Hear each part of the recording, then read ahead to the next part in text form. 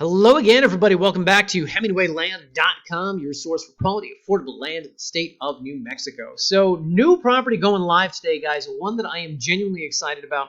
This one, I will tell you, is in a region where I have been trying for what I will charitably refer to as a long damn time to get land in. It's a subdivision that I really like. Everything I know about it suggests that it's a really nice area.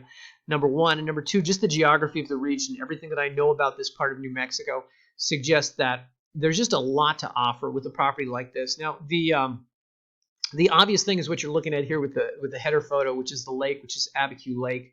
It's a subdivision that has private access to this lake, so that's going to be right in your backyard. But additionally, there's going to be a ton of other great stuff just in this part of New Mexico that is, as noted, quote, right in your backyard. Now, the price tag that you see here, this $36,000, obviously this is going to exclude a lot of you. We don't offer financing on properties like this. We're looking for a cash buyer for something like this. But I would tell you that to anybody who's still tuned into the video here, who's serious about finding a place where you can build either, single-family residence, either your first home or a retirement home, I really think this is, if this is not the place, at the very least, it merits a good deal of your time and consideration. So with all that said, let's get to the specifics on this. This is reference number RANM-7482, located up in Rio Arriba County. That's in the northern part of the state, bordering Colorado. This is in the Laguna Jacquez Estate subdivision, and it specifically is a 10-acre lot up there in Laguna Jacquez. As you saw, we got a price of $36,000, which is a little bit below market value in this region. Anyway, so let's pull this up on a map. As with all of our listings, we got 5 GPS coordinates here, 4 corner points in the center. Click any one of them, and up on Google Maps, the property shall appear. So this is the property right here, guys. Let's pull back on the map, talk about where this is within the state of New Mexico. As noted, you've got the Colorado border up here. If we right-click and measure distance, you will see that this is roughly 50 minutes, 50 miles. As the crow flies up to Colorado, it should be noted that as far as major landmarks, cities you've heard of, you got Santa Fe down here, and you've got Taos up here. Both of these are also 50 minutes, 50 miles as the crow flies. I will spare you the right-clicking and the distance measuring. Just take my word for it. Both are about equidistant from the property. Practically speaking, which one is probably a little quicker to drive to? I would guess Santa Fe, but anyway. So the property sits up here, just next to Abiquiu Lake. It should be noted that this cutout area that you see here on the lake is the Laguna Jacquez subdivision. It extends really from right out here out to the lake itself, and then it also covers this region. I'm a little foggy on the exact boundaries in the subdivision because I believe there is another sub out here, but point being, it covers most of this region right here and guarantees you private access to the lake, to the western entrance to the lake over here. Subject property. Actually, before we talk about the specifics of the subject property, I just want to point out to you guys. So I was saying earlier that to me, this is not just a seasonal property. Now, you've got Abiquiu Lake right here, number one. Number two, you've got the El Vado and the Heron Lakes up here. You've also got the Navajo Marina in this area. So if you own a boat, if you're a fisherman, obviously this is going to be a great sort of playground for you during the spring and the summer. But what I also like to point out to people with this region is that you sit very close to the Taos Ski Valley over here, as well as Telluride is not too far away down there in southern Colorado. So to me, this is a property that it's not just seasonal. It's not just something you can enjoy in the spring and the summer, and then you don't see it for 8 months of the year. This is something where you're going to be able to have access to really just all kinds of great outdoor activities all year round. Not only the lakes in the spring and the summer, but also the skiing, the snowboarding, everything that goes on around here up in nearby Taos throughout the winter months. Additionally, it bears mentioning if you're a hunter, you got access to the Carson National Forest, everything from bear to deer to elk to turkey. You can be hunting up there. But there's also a lot of big game ranches up here just north of Tierra Amarillo, just north of Chama, etc. Now, I will tell you guys that we link to pretty much everything I just said here on the table under points of interest. So if you're not familiar with any of these things, from the Navajo Marina to the lakes to the ski valley, etc., you can learn more about them by clicking the links here. I will probably also have my assistant put in the big game hunting ranches that are available out here. Of course, it also bears mention that the Georgia O'Keeffe Museum is also very close to this property. So if you're an art lover, you're going to have that in your backyard as well. Blah, blah, blah. Anyway, so with all that said, guys, let's zoom back in and we'll get into property specifics here. So As noted, this property sits just really right off the entrance here off of Highway 96 at this part of the subdivision. If we take this little guy here on Google Maps and we drop him over here, what you're going to see is what this entrance looks like. So first thing to note, hang on because I overshot it a bit. First thing to note is you've got this gated access right here. This gate is, according to my understanding, is open all year round. That's certainly what my photographer experienced when he went out there. My understanding is there are other gates to this subdivision that are not open all year round that you would get a key to as a, as a member of the subdivision. But this one is open all the time. And of course, the subject property is basically just right over here. Now, of course, if we go to Google Maps, you're not going to see a plat overlay of the subject property. So let me direct your attention back to the listing page down here, where you can see, number one, we've got the Google Earth satellite image that we've mocked up to give you a sense of the property's general footprint, size, shape, location. But we've also got plat maps here in the gallery to sort of reaffirm that. These are actually some of the better plat maps we've ever been able to retrieve from Rio Arriba County. So you got that, and you can zoom in on this, and you can see, number one, the utility easement that's going through the southwestern portion of the property, as well as just the road access that's right here. I will just quickly, we're going to start here with the photos. So first off, the property sits roughly about 2 miles west of Abiquiu Lake. And living in this region, you're going to have private access to the lake through a gated entrance that's out there. Now, I'll get back to that in just a bit. But it bears mentioning that you can either access the lake through the private gated entrance, which, of course, there's a fee for. Or if you don't feel like ponying up the money for that, you just kind of go the circuitous route right here around the lake, and you can come in on the eastern side. There's a bunch of entrances to the lake. So whether you pay the dues fee to get access to the lake from the western entrance, either way, you're going to have access to this thing all year round. Anyway, so photos of the lake right here, more photos. My understanding is the water levels are a little low right now, but nonetheless, it is a sight to see. It's a beautiful region out there. And after we go through these, then boom, we're back here at the entrance to the subdivision, as I was showing you earlier. So on Google Maps, this road does not actually have a name that the property's on. 1725 Drive is what this sign says, but I can't believe it's named something so generic. Whatever the case, we'll go with that and we'll pretend like that's the name of the road. Anyway, so the property sits along 1725 Drive. Should be noted, guys, so there's a property owners association out here. I will get back to that in a bit. I'm going to talk more about their covenants and restrictions. They're all fairly light, fairly agreeable, reasonable, good neighbor type covenants. Whatever the case, if at some point after you finish watching this video, if you do want to investigate this further and you choose to call this phone number, this is the phone number for the Property Owners Association. You guys should be aware this is not an office. This is some guy's personal cell phone. And I don't know why you would put your personal cell phone on a publicly displayed billboard and then get annoyed with people when they call you and you're sleeping or something. But anyway, we happen to call this guy while he was napping. So just proceed with caution is my point there. Call during work hours, guys. Call during work hours. Anyway, point being, you can see what the roads look like out here. Obviously, well-maintained dirt gravel roads. Power running up and down 1725 Drive. Power at the lot line of the subject property. Additionally, of course, with this, you get a sense not only of the property itself, but also the surroundings. I believe this is called the Cerro Pedernal. There's a bunch of really nice mountains out here. Plaza Blanca is in this region. I think you can also view that from the property. But the point is you've got really beautiful Mountain West, iconic American West scenery just surrounding this land, the mesas, the mountains, etc. And of course, the property itself is worth noting has this flat terrain, which of course always makes it very easy to start building out there. You don't have to excavate anything. You don't have to chop down a million trees. You don't have to do a lot of landscaping. It's all fairly easily set up to begin building. You'll notice some fencing out here. This is fencing that separates the subject property from the neighbor's property. So at the very least, you're going to have a sense without a survey of a few of your boundaries out there. My impression is that the property is not marked, by the way. But of course, 2 corners are road, third corner's got a fence along it, so it should be pretty easy to figure out the rest. Anyway, I will let you guys explore the gallery on your own time. We've got about a bajillion photos here of the land in this region. We've also got photos of the gate out here, which again I'll get back to. We've got photos of the aforementioned mountains, the mesas that you see off in the distance, etc. And then, of course, we've got the drone, the high-angle shots of the land, which will give you a good sense of just the property, the terrain, the surroundings, this whole region. And, of course, as always, guys, we've got the cutouts here to sort of reiterate the general property size, shape, footprint.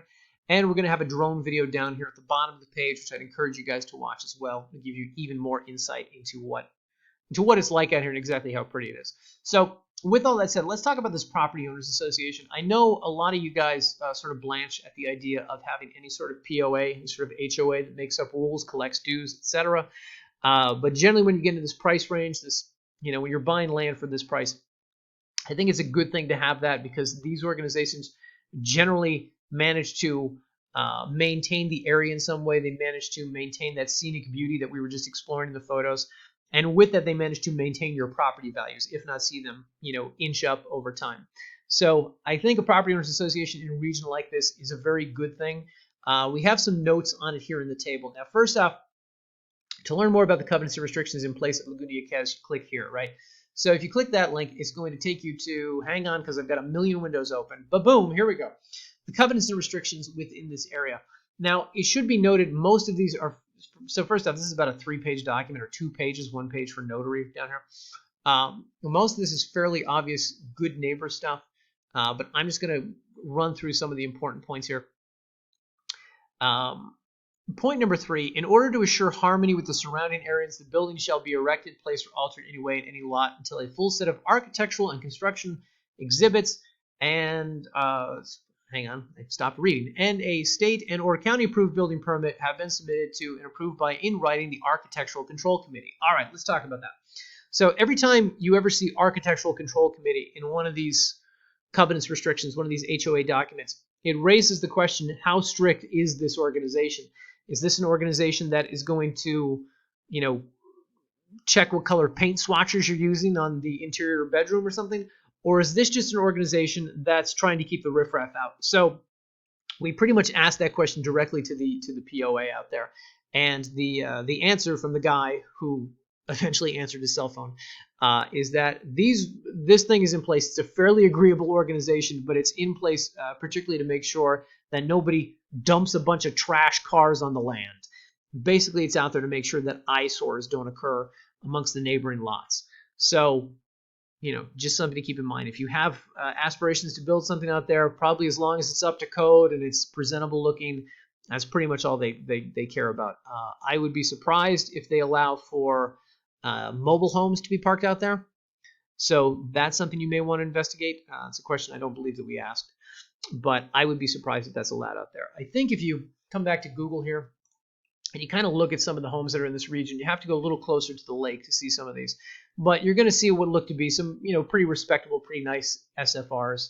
Not sure what that is. That might be a mobile home. But point is, you've got some nice houses out here. So as long as that's what you're attempting to do, my guess is you will be met with very little resistance, if any.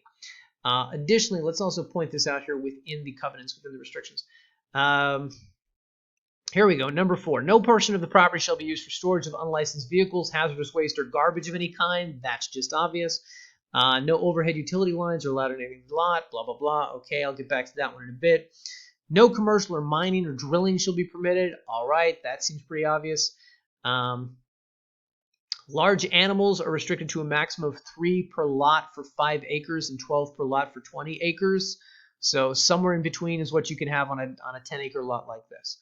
Point number 11, a fee of $100 per year will be assessed to each property owner for the maintenance of the roads, blah, blah, blah. So these covenants were written in 1994. I'm always curious to know, if they anticipate inflation with these things. So we asked them, are you still collecting $100 a year? And their response is, we collect $200 annually for road maintenance, but it is voluntary. Okay, so just something to keep in mind, guys. They collect $200 a year for road maintenance, but it's voluntary. Now, that being said, also what we were told is that most of the neighbors tend to participate in this.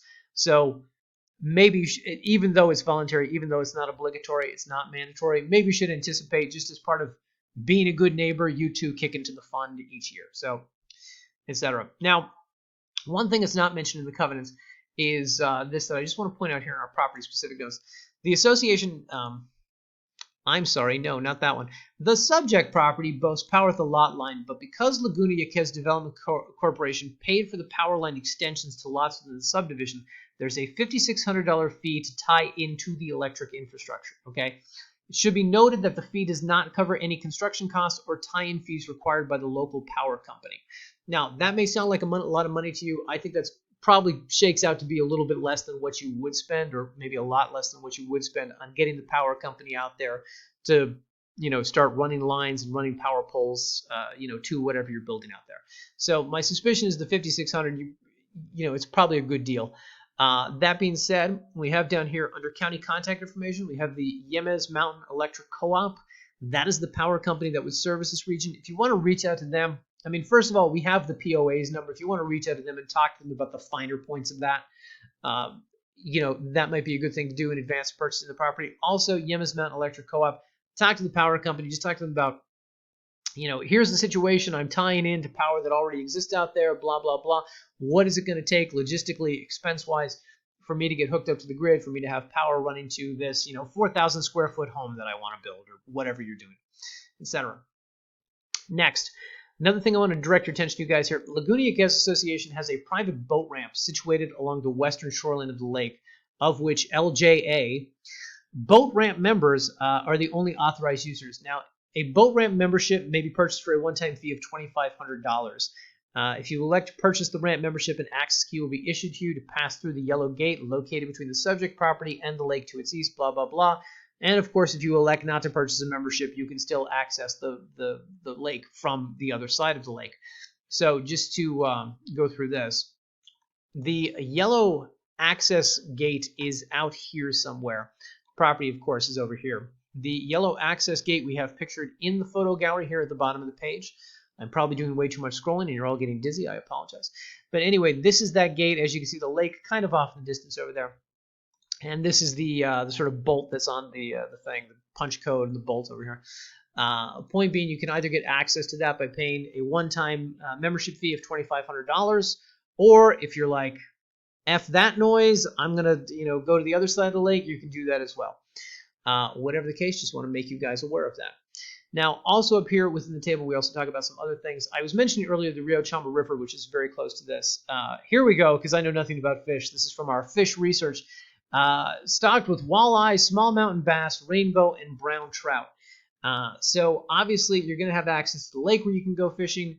You can go boating, where you can enjoy numerous water-based recreation activities. But of course, you've also got the Rio Arriba River very nearby. Of course, I already pointed out the ski valley. I already pointed out some of the hunting that's available out there. Two other things that I just want to mention within very close proximity to this property, which I have to go to this view to show you guys, is you've got, as mentioned earlier, you've got the Georgia O'Keeffe Museum out here. If you're into art, this, of course, right in your backyard, number one. Number two, over here, hang on, here we go. Over here is where the Rio Arriba County Fairgrounds are. This is where they have the yearly fair, okay, within Rio Arriba County. So that also is very close to the property. Additionally, the Abiquiu Volunteer Fire Department, also very close to the property. So both of these are roughly within about a 10-minute drive from the land itself. So if anything goes pear-shaped on the property, obviously fire department's going to be able to get there pretty quick and help you out, etc. With all that said, I feel like there are other points that I want to address here because there's so much about this property. Guys, if you're looking into this seriously, if you want to do more research on this, county contact information down here, specifically the POA's contact information, specifically the power company, and specifically, we've also got the office of the state engineer. When it comes to actually drilling a well out here, to get water rights, to get a permit to drill a well, this is the state office that you're going to want to speak to. As always, with all of our listing pages, we link to their website here, so you can contact them. You can investigate exactly what the costs are with that. We also, of course, have copies of what these permits look like if you just want to get a sense. But, of course, when it comes to drilling a well, we always recommend talk to well drillers, talk to local vendors in that region, and find out what they say about water table depth. Obviously, when you're this close to rivers and lakes, my suspicion is water table is not going to be a problem. You're going to be able to access that pretty easily. But, don't take the word of the disembodied voice on the internet. Call, actual well drillers in that region, talk to them, see what they say. Blah, blah, blah. Anyway, guys, it should be noted that we closed on this through New Mexico Land and Title. So this, of course, is a property that we have title insurance on. As with any property that we offer in this price range, we encourage you, the buyer, to close also through a title company. But the way that we start that process is by clicking the Buy Now button up here. It takes you to a secure checkout page where we ask for a non-refundable, guys, let me say that again, non-refundable earnest money deposit of $500. That sort of kicks the process off, gets everything going. You give us the legal name you want for the deed, name or names, tax, address, fill in some other information, agree to the terms of service, and on the next page, we're going to ask you for credit or debit card information.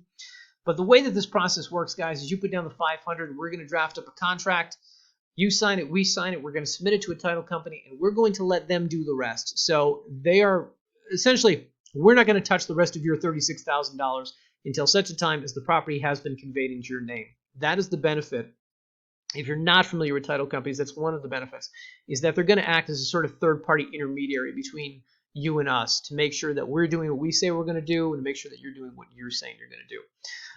If you'd like to learn more about this process, guys, we've got a page on the website, how it works, buying from us. Come up here, and you can read about the various processes by which we close on properties. This one down here, this is most germane to a property in this price range. Type of closing, title, escrow. This basically just reiterates what I said. You guys put down the money, we draft a contract, we submit it to title, they do the rest. Normally, guys, just so you have a good expectation of this, title companies will, I don't know why this ever takes so long, but usually it's about a 30-day process with something like this. If you're a cash buyer, if there's a lender involved, it's going to take a little bit longer. And if you want a survey done on the property, that's going to extend it out a couple months. But point is, they will usually get this done in about a month, best case scenario. And they're going to contact you, ask for the remainder of the funds. They're going to contact us, have us sign a new deed, and deed the property into your name. And in case anybody is saying, hey, I'm not going to put down $500 unless I see the contract that I'm going to be asked to sign, guys, look at this. Very helpful. We have it linked right here. Click this. It's going to bring up a generic version of one of our standard contracts. These are very self-explanatory, very easy. It's one page for signatures.